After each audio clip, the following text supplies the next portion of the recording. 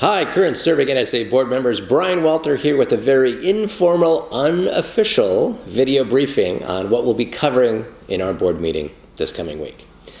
Now, some of you might be thinking, Brian, I can read way faster than I can watch you talk. So if you would like to skip seeing all the emotion and dynamics in my face and my enthusiastic tone of voice during this video, I understand.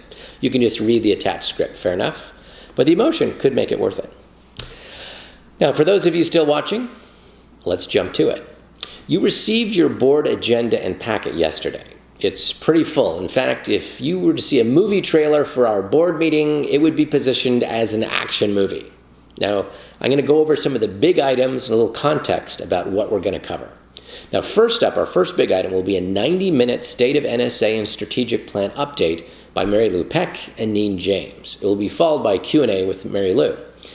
Now, we've talked a lot about an NSA pivot as a board, and that definitely is happening, but a pivot is about knowing where you are and where you're headed or should be headed and how you will get there. A pivot doesn't mean you've arrived at your destination, because we most certainly have not arrived at where we need to be. Now, Mary Lou and her directors have been digging into the numbers and the results and all of our association activities that use the most staff resources, and what they've uncovered will continue to be quite sobering for us as a board. Now, Mary Lou will be sharing the latest insights in our financial status and what we can expect moving forward. There are tough realities that will affect how swiftly some of our strategic plan can be pursued and achieved, and that is what our pivot as an association is intended to be all about. Knowing truly where we are at, reorienting ourselves, and assertively moving forward precisely where we want to be. Now, our next big item will be the Community Group Task Force update. Now, this is a task force that has been going on all this year, tackling a very complex task, creating common guidelines that will govern how our community groups are formed, operate, and serve NSA members.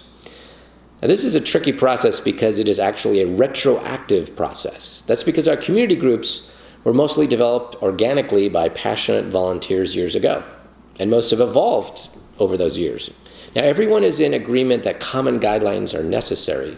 The challenge is finding the right balance of pushing to get them completed while at the same time taking the time to build alignment with the task force leaders while getting them done right.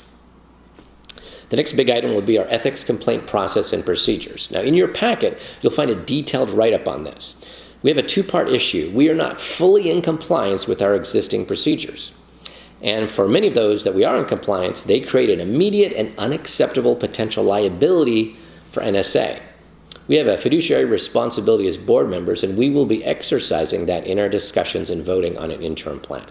Now, the purpose is to buy us time to ultimately reinvent our code of ethics and ethics complaint procedures while simultaneously and temporarily protecting members and the association until that project of reinvention is completed.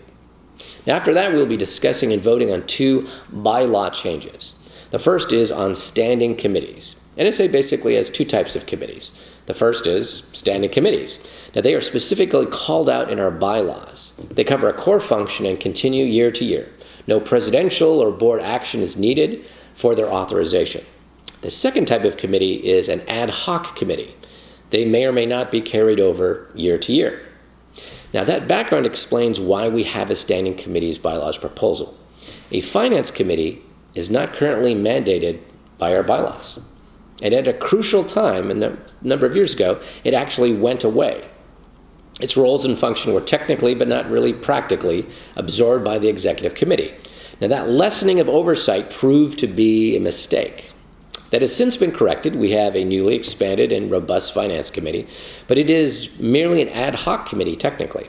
The proposal is to turn it into an official standing committee mandated in our bylaws. Now, the next proposal is about board terms of service. Our 3-year term with an option to run for a second consecutive 3-year term was created a long time ago. In the past, board members regularly serve for 6 years and often up to a decade if they enter the presidential track. Now, times have evolved and younger members don't necessarily want to make a 6-year commitment. In addition, the impact and complexity of current board members running for a second term, sometimes winning, sometimes not, is being questioned.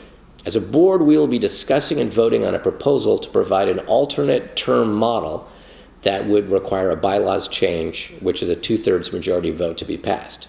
Now, directly related to that would be discussion and possible voting on a set of rollout procedures if that board term change goes through. Now, policies are more flexible. They can be voted on and adjusted at any board meeting. They only require a simple majority to be passed. All right, and finally, our last big topic on day one is old business health insurance. Now, due to a federal regulation change in May, associations now have the option of offering members health insurance across state lines. NSA has an opportunity to extend this benefit to our members, which they have been wanting for a long time. Mary Lou will be presenting some exciting progress being made in this area right now. Now on day two, a half-day board meeting, we have two really key agenda items. They are our vice president election process, which involves interviews and voting, and also voting on 2 at-large members to the executive committee. Now, like I said earlier, this is an action movie of a board meeting. We put in estimates on the agenda for how long each section will take, but my request to you is to hold those agenda timings loosely. We're going to take the time and not rush on these big topics. We're going to discuss them right, and we have the margin to adjust throughout the day and a half of board meetings, and we will. This is also the board meeting where we model how we operate to our incoming board members. They will be sitting with our past presidents at tables and observing how we conduct ourselves and engage on vital issues into the association and use Robert's Rules of Order. Now, I've created a separate briefing video for them. Now, the biggest thing for them to realize is why they are observing, not directly participating. Although the slate of new board members was affirmed by membership, they have not been sworn in yet. That happens on Tuesday, the last day of influence. So even though they are described as incoming board members or new board members, they are not yet actually board members until Tuesday. November will be their first meeting with all the rights and privileges of the role, and I will explain that to them in that video. All right. I thank you in advance for your careful reading of this very full board packet. Your preparation is essential, and it will pay off in the quality of our discussions and our votings. I'm so looking forward to seeing you all in Dallas.